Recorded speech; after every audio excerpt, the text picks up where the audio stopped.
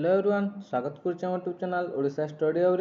तो पिलाने आज आम आलोचना करवा जो राजनीति विज्ञान रही अछि भारतीय राजनीति विज्ञान बुझला इंडियन पॉलिटिक्स जोटा कि तुम +3 4th semester political science honours जो तुम मेजर पेपर बा कोर पेपर 8 रही अछि बुझला।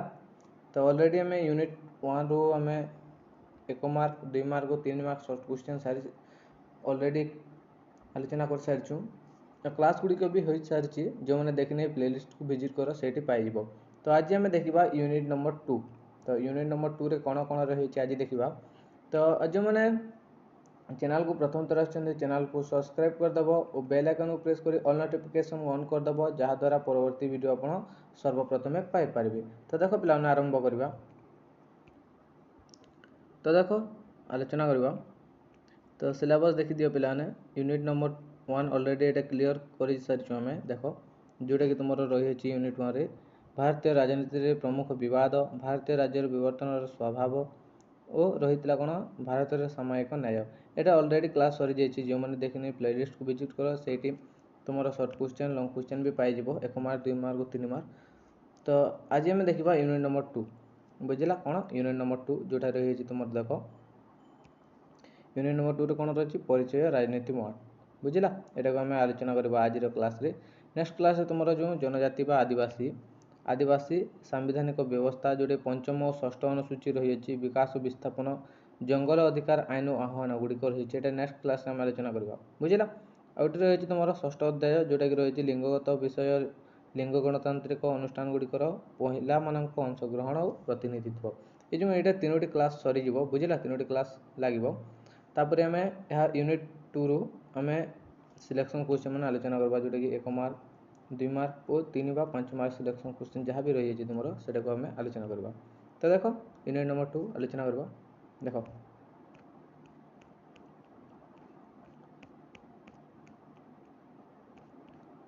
तो देख परिचय राजनीति 1 बुझला यूनिट नंबर 2। तो देख पिलाने यहाँ रही तुम जोटा कि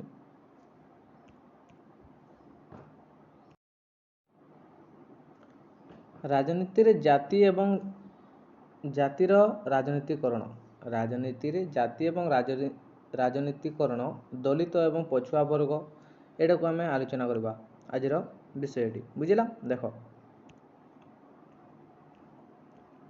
तो प्रथम आम देखा कौन पिलाने ना औपनिवेशिक ऐतिहासिक एवं जातिर व्यवस्था।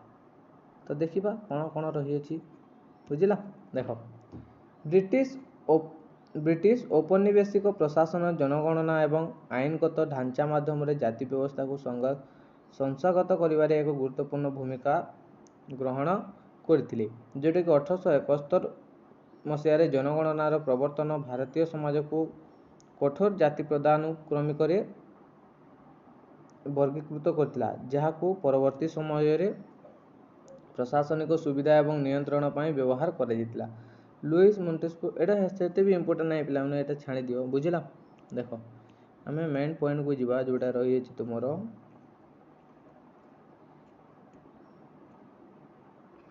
एट देख स्वाधीनता परवर्ती निर्वाचन राजनीति बुझला देख स्वाधीनता परवर्ती निर्वाचन राजनीति।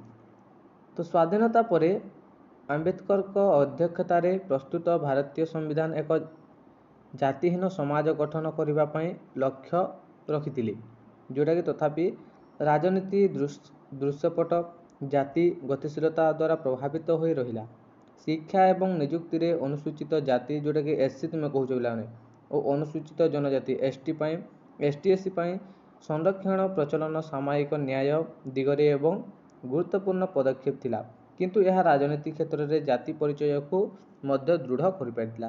तो देख पिलाने कौन कही स्वाधीनता पर Ambedkar doctor B R. Ambedkar doctor Bhimrao Ambedkar बुझला। तो भीमराव अम्बेडकर का पूरा नाम कौन ना डॉक्टर भीमराव अम्बेडकर। तो देख स्वाधीनता पर अम्बेडकर को अध्यक्षतार प्रस्तुत भारतीय संविधान एक जातिहीन समाज गठन करने लक्ष्य करथिला तथापि राजनैतिक दृश्यपट जाति गतिशीलता द्वारा प्रभावित हो रही ଶିକ୍ଷା ଏବଂ ନିଯୁକ୍ତିରେ ଅନୁସୂଚିତ ଜାତି, ଶିକ୍ଷା ଏବଂ ନିଯୁକ୍ତିରେ ଅନୁସୂଚିତ ଜାତି ଯେଉଁଟାକି ST SC ପିଲାମାନେ ବୁଝିଲା, ସଂରକ୍ଷଣ ପ୍ରଚଳନ ସାମାଜିକ ନ୍ୟାୟ ଦିଗରେ ଏକ ଗୁରୁତ୍ୱପୂର୍ଣ୍ଣ ପଦକ୍ଷେପ ଥିଲା, ଯେଉଁଟାକି ରାଜନୀତି କ୍ଷେତ୍ରରେ ଜାତି ପରିଚୟକୁ ମଧ୍ୟ ଦୃଢ଼ କରିପାରିଥିଲା। ବୁଝିଲା, ଦେଖ ଜାତିଭିତ୍ତିକ ରାଜନୈତିକ ଦଳଗୁଡ଼ିକ ଉଦୟ। ତ 20 ଶତାବ୍ଦୀ ଶେଷ ଭାଗରେ ସମାଜ ପାର୍ଟି ଯେଉଁଟାକି BSP ଏବଂ ସମାଜବାଦୀ ପାର୍ଟି SP ଭଳି ଆଞ୍ଚଳିକ ଏବଂ ଜାତିଭିତ୍ତିକ ରାଜନୈତିକ ଦଳଗୁଡ଼ିକର ଉତ୍ଥାନ ନିର୍ବାଚନ ରାଜନୀତିରେ ଏକ ପରିବର୍ତ୍ତନକୁ ଚିହ୍ନିତ କରିଥିଲା। ତ ଏହି ଦଳଗୁଡ଼ିକ ରାଜନୀତି ନେତୃତ୍ୱାଧୀନ ରାଜନୀତି ଜାତୀୟ ଦଳଗୁଡ଼ିକର ପ୍ରାଧାନ୍ୟକୁ ଚ୍ୟାଲେଞ୍ଜ କରି ନିମ୍ନ ଏବଂ ପଛୁଆ ଜାତିଗୁଡ଼ିକୁ ସଂଗଠିତ କରିଥିଲେ। ତ ଦେଖ 20 ଶତାବ୍ଦୀ ଶେଷ ଭାଗରେ ସମାଜ ପାର୍ଟି ଯେଉଁଟାକି BSP କହୁଛୁ, ଭାରତୀୟ ସମାଜ ପାର୍ଟି ବୁଝିଲା, ଏବଂ ସମାଜବାଦୀ ପାର୍ଟି SP ଭଳି ଆଞ୍ଚଳିକ ଏବଂ ରାଜନୈତିକ ଦଳଗୁଡ଼ିକର ଉତ୍ଥାନ ନିର୍ବାଚିତ ରାଜନୀତିରେ ଏକ ପରିବର୍ତ୍ତନକୁ ଚିହ୍ନିତ କରିପାରିଥିଲା। ତ ଏହି ଦଳଗୁଡ଼ିକ ଯେଉଁଟା ରହିଛି BSP ଏବଂ SP, ଏହି ଦଳଗୁଡ଼ିକ ରାଜନୀତି ନେତୃତ୍ୱାଧୀନ ଜାତୀୟ ଦଳଗୁଡ଼ିକର ପ୍ରାଧାନ୍ୟକୁ ଚ୍ୟାଲେଞ୍ଜ କରି ନିମ୍ନ ଏବଂ ପଛୁଆ ଜାତିଗୁଡ଼ିକୁ ସଂଗଠିତ କରିଥିଲେ।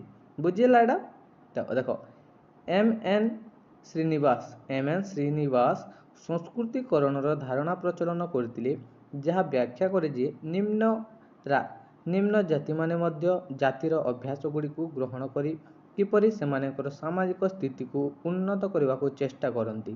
ତ ରାଜନୀତିର ଜାତିର ପରିବର୍ତ୍ତନ ଗତିଶୀଳତାକୁ ବୁଝିବା ପାଇଁ ଏହି ଧାରଣା ଅତ୍ୟନ୍ତ ଗୁରୁତ୍ୱପୂର୍ଣ୍ଣ, କାରଣ ଏହା ସାମାଜିକ ଗତିଶୀଳ ପାଇଁ ଆକାଂକ୍ଷାକୁ ପ୍ରଚଳିତ କରିଥାଏ।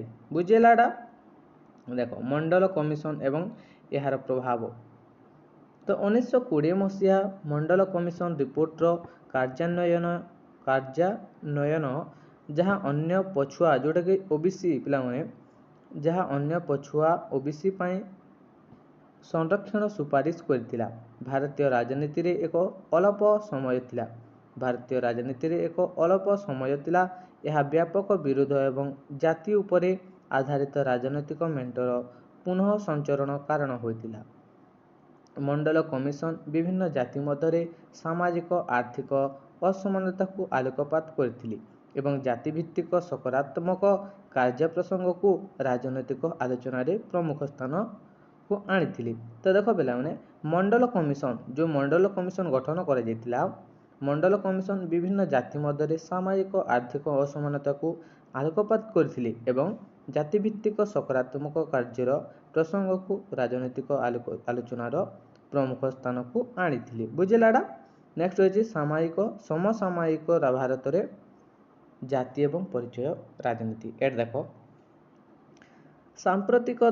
ସାମ୍ପ୍ରତିକ ଦଶନ୍ଧି ଗୁଡ଼ିକରେ ଜାତି ପରିଚୟ ରାଜନୀତିର ଏକ ଉପକରଣ ପାଲଟିଛି। ରାଜନୈତିକ ଦଳଗୁଡ଼ିକ ଜାତିଭିତ୍ତିକ ଋଣନୀତି ବ୍ୟବହାର କରି ସଂଗ୍ରହ କରୁଛନ୍ତି। ବୁଝିଲା ଏଇଟା? ତ ନେକ୍ସଟ ହେଉଛି ତୁମର ଭାରତୀୟ ଗଣତନ୍ତ୍ରରେ ଜାତି ରାଜନୀତି ଯେଉଁଟାକି ବିବର୍ତ୍ତନ ଏବଂ ସମସାମୟିକ ଜଟିଳତା। ଏଇଟା ଟିକେ ଅଛି ଦେଖିନିଅ ପିଲାମାନେ। ବୁଝିଲା? ଦେଖ ସ୍ୱାଧୀନ ଭାରତରେ ଜାତି ରାଜନୀତି। ତ ସ୍ୱାଧୀନ ଭାରତରେ ଜାତି ରାଜନୀତି ହେଉଛି ପରିବର୍ତ୍ତନର ସବୁଠାରୁ ଘଟଣାମୂଳକ ଏବଂ ଗୁରୁତ୍ୱପୂର୍ଣ୍ଣ କ୍ଷେତ୍ର। କ'ଣ କହିଲା ନା ସ୍ୱାଧୀନ ଭାରତରେ ଜାତି ରାଜନୀତି ହେଉଛି ପରିବର୍ତ୍ତନର ସବୁଠାରୁ ଘଟଣାମୂଳକ ଏବଂ ଗୁରୁତ୍ୱପୂର୍ଣ୍ଣ କ୍ଷେତ୍ର। ସ୍ୱାଧୀନ ଭାରତରେ ଏହାର ଆରମ୍ଭ ହୋଇଥିଲା ଏବଂ ଗଣତାନ୍ତ୍ରିକ ରାଜନୀତି ଜାତି ଦ୍ୱାରା ଗଭୀର ଭାବରେ ନିର୍ଣ୍ଣାୟକ ହୋଇ ଆସିଛି। କ'ଣ କହିଛି ଦେଖ ସ୍ୱାଧୀନ ଭାରତରେ ଏହାର ଆରମ୍ଭ ହୋଇଛି ଏବଂ ଗଣତାନ୍ତ୍ରିକ ରାଜନୀତି ଜାତି ଦ୍ୱାରା ଗଭୀର ଭାବରେ ନିର୍ଣ୍ଣାୟକ ହୋଇଅଛି। ଯଦିଓ ଏଠାରେ କାର୍ଯ୍ୟକାରିତା ଅଧିକ ଜଟିଳ ଏବଂ ପୂର୍ବାନୁମାନ କରିବା କଷ୍ଟକର ହୋଇଛି, ତଥାପି ଏହାକୁ ଅସ୍ୱୀକାର କରିପାରିବେ ନାହିଁ ଯେ ଜାତି ନିର୍ବାଚନ ରାଜନୀତିର କେନ୍ଦ୍ରବିନ୍ଦୁ ରହିଛି। ବୁଝିଲା? ତ ଭାରତୀୟ ରାଜନୀତିର ଜଟିଳତାକୁ ଉନ୍ମୋଚନ କରିବା ପାଇଁ ଜାତି ଗତିଶୀଳତା ଏବଂ ରାଜନୈତିକ ପ୍ରକ୍ରିୟା ମୂଳରେ ଜଟିଳ ପାରସ୍ପରିକ କ୍ରିୟାକୁ ବୁଝିବା ଅତ୍ୟନ୍ତ ଗୁରୁତ୍ୱପୂର୍ଣ୍ଣ ଅଟେ। ତ ବୁଝିଲା ଏଇଟା? ତ ଏଇଟା ଥିଲା ତୁମର +3 4th ସେମିଷ୍ଟାର ପଲିଟିକାଲ ସାଇନ୍ସ ଅନର୍ସର ମେଜର ପେପର 8ର ୟୁନିଟ୍ ନମ୍ବର 2ର प्रथम चैप्टर बुझीला देख। तो आशा कर भिडियो भल हो भिडियो भल तुम सांगसाथी मानक सेयार करदेव जहाद्वारा से उपकृत हो पारे। और नेक्स्ट क्लास तुम जोटा रही जनजाति जोटा कि आदिवासी सांविधानिक व्यवस्था पंचम और अष्टम अनुसूची विकास और विस्थापन जंगल अधिकार आईन एवं आह्वान यहाँ को आम नेक्स्ट क्लास आलोचना करवा। जय जगन्नाथ।